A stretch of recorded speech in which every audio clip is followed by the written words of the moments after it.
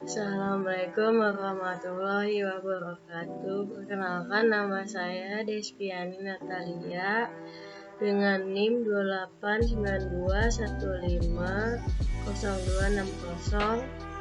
Saya dari Prodi Manajemen Reguler Plus, mata kuliah Manajemen Logistik. Dosen pengampu Bu Wina Sari Kusuma Ningtyas SIP SEMM. Di sini saya ingin memenuhi ujian akhir semester 4 dari Universitas Pancasakti Bekasi. Yang pertama, di sini ada penjelasan tentang sistem manajemen logistik. Nah, di sini ada tujuan instruksional khusus. Kegiatan logistik ini dimulai dari kegiatan pengumpulan bahan, pengangkutan dari pengumpulan bahan tadi, penyimpanan bahan yang baru ini maupun yang akan datang. Selain itu termasuk juga kegiatan pengepakan, pendistribusian bahan kepada bagian yang membutuhkan sesuai dengan kebutuhan masing-masing, dan kegiatan pengaturan atau manajemen terhadap kegiatan tersebut. Hal ini bisa terwujud apabila ada suatu sistem yang mampu mengkoordinir kegiatan logistik secara terpadu dalam perusahaan. Dalam bab ini kita akan membahas tentang manajemen logistik dengan segala sesuatu yang memiliki keterkaitan. Di sini juga ada pengertian sistem manajemen logistik, yang kedua unsur sistem manajemen logistik, yang ketiga ada kinerja logistik perusahaan. Yang pertama ada pengertian sistem dari manajemen logistik.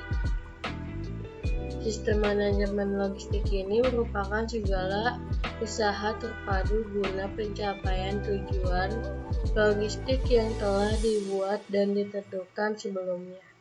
Nah, tujuan logistik ini dalam sistem logistik dapat berbeda-beda. Misalnya, tujuan biaya yang serendah mungkin atau tujuan penyimpanan barang yang awet dan sebagainya. Maka perlunya merancang suatu sistem logistik yang disesuaikan dengan tujuan yang ditentukan, sehingga sistem tersebut akan mampu memberikan hasil yang dikehendaki. Sistem logistik ini dalam suatu organisasi perusahaan yang sebenarnya merupakan kaitan atau hubungan dari kegiatan logistik dengan unit-unit operasi lainnya. Operasi perusahaan seperti bidang pemasaran, produksi, keuangan, dan logistik itu sendiri. Adanya pengaruh-pengaruh dari luar perusahaan yang mempengaruhi kegiatan logistik, seperti yang pertama struktur industri, kedua pasar yang dituju, yang ketiga peraturan pemerintah, yang keempat strategi bersaing, kelima keadaan perekonomian, keenam manajemen penyelia, dan ketujuh kebiasaan pembeli. Di sini juga ada faktor sistem logistik.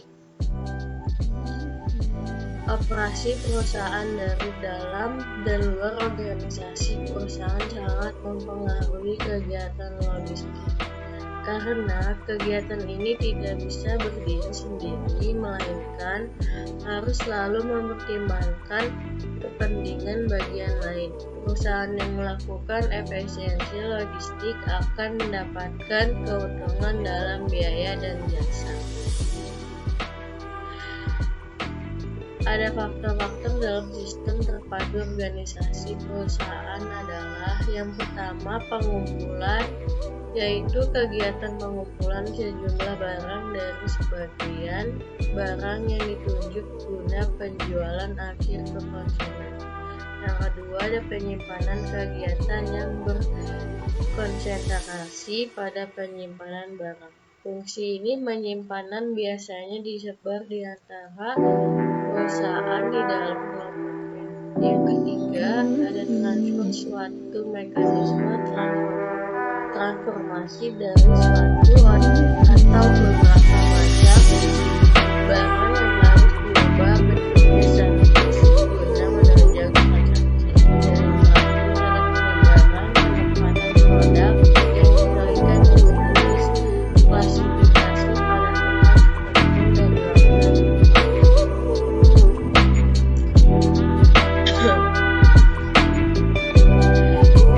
Ada juga di sini juga ada 5 unsur yang digabungkan untuk membentuk sistem logistik dalam organisasi perusahaan. Unsur tersebut adalah struktur fasilitas, yang kedua transportasi, yang ketiga persediaan, yang keempat komunikasi, dan yang terakhir pengelolaan.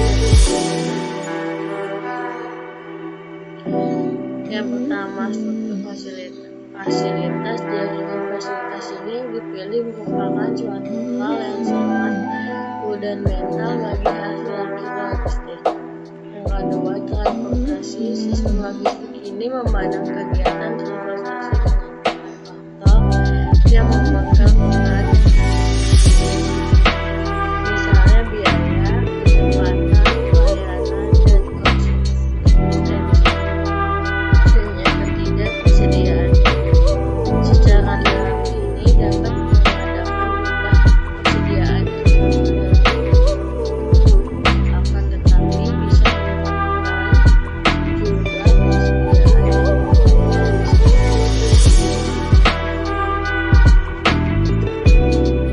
Yang keempat, komunikasi.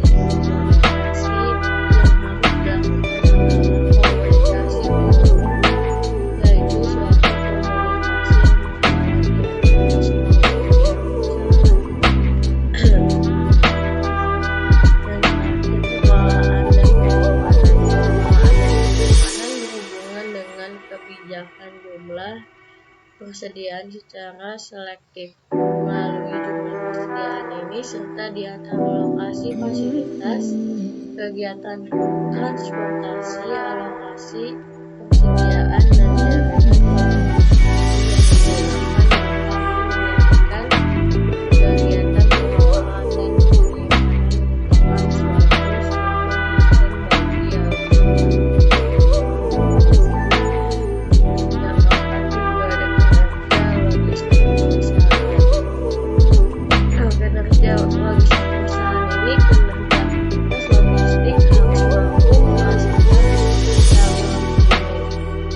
bagi perusahaan melalui pelayanan yang baik kepada para pelanggan.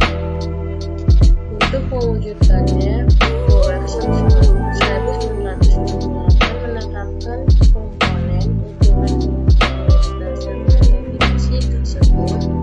Kinerja logistik ini dapat diukur oleh 3 komponen penting, yaitu kapabilitas, ketersediaan, dan mutu. Sedangkan siklus kerja total adalah meliputi waktu yang biasa diukur dalam satuan hari, mulai dari penempatan, pesanan atau order placement,